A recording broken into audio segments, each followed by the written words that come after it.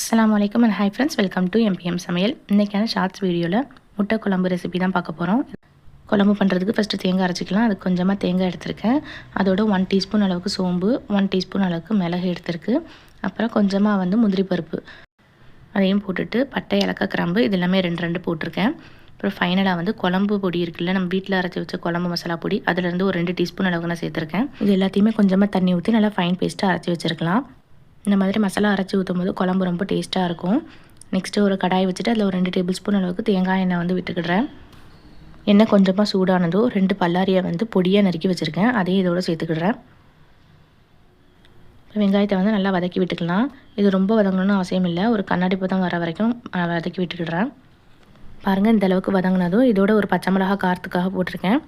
அப்புறம் 2 medium size உள்ள தக்காளியை எடுத்திருக்கேன், அதையும் நறுக்கி இதோடு சேர்த்துக்கிடுறேன். இப்போ நல்லா நம்ம இதை வதக்கி விட்டுக்கலாம். தக்காளி நல்லா மசிய வெந்திருக்கணும். இப்போ பாருங்கள், இந்த அளவுக்கு வெந்தது. இதில் 1 டீஸ்பூன் அளவுக்கு இஞ்சி பூண்டு பேஸ்ட் போட்டிருக்கேன், அதையும் சேர்த்து நல்லா வதக்கி விட்டுக்கிடுறேன். இந்த அளவுக்கு தக்காளி வெங்காயம் நல்லா வதங்கினதுக்கப்புறம் இதில் மசாலா பொடி சேர்த்துக்கலாம். இப்போ இதோட ஒரு 1/2 டீஸ்பூன் அளவுக்கு மிளகாய் பொடியும், ஒரு 1/4 டீஸ்பூன் அளவுக்கு மஞ்சள் பொடியும் சேர்த்துருக்கேன். நம்ம குழம்பு பொடி நம்ம ஃபஸ்ட்டே போட்டுட்டோம் அப்படிங்கிறனால இதில் ஆட் பண்ண தேவையில்லை. இப்போ இதையும் சேர்த்து நம்ம நல்லா வதக்கிட்டு நம்ம பேஸ்ட் அரைச்சி வச்சுருந்தோம்ல, தேங்காய் எல்லாம் போட்டு அந்த பேஸ்ட்டு இதோடு சேர்த்து ஊற்றிக்கிடுறேன். திரும்ப 1 டைம் நல்லா கலந்து விட்டுக்கிடுறேன்.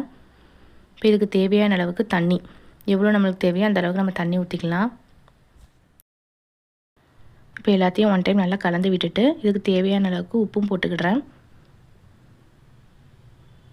இப்போ மறுபடியும் நல்லா 1 டைம் கலந்து விட்டுட்டு இதை மூடி வச்சு நம்ம வேக வைக்க போகிறோம்.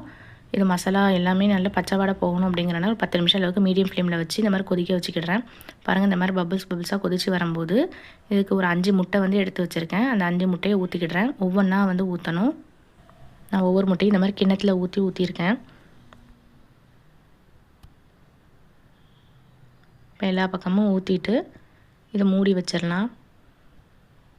மூடி வச்சு நல்லா ஒரு மீடியம் ஃப்ளேமில் ஒரு 5 நிமிஷம் அளவுக்கு வெந்தால் போதும். பாருங்கள், 5 நிமிஷத்துக்கு அப்புறம் ஓப்பன் பண்ணுறேன். நல்லா எண்ணெய்லாம் பிரிஞ்சு முட்டைலாம் நல்லா வெந்திருக்கு. 1 டைம் எல்லாத்தையும் அடியிலேருந்து எடுத்து விட்டுக்கிடுறேன். இந்த மாதிரி மசாலா அரைச்சி செஞ்சனால குழம்பு நல்லா டேஸ்ட்டாக இருக்கும்.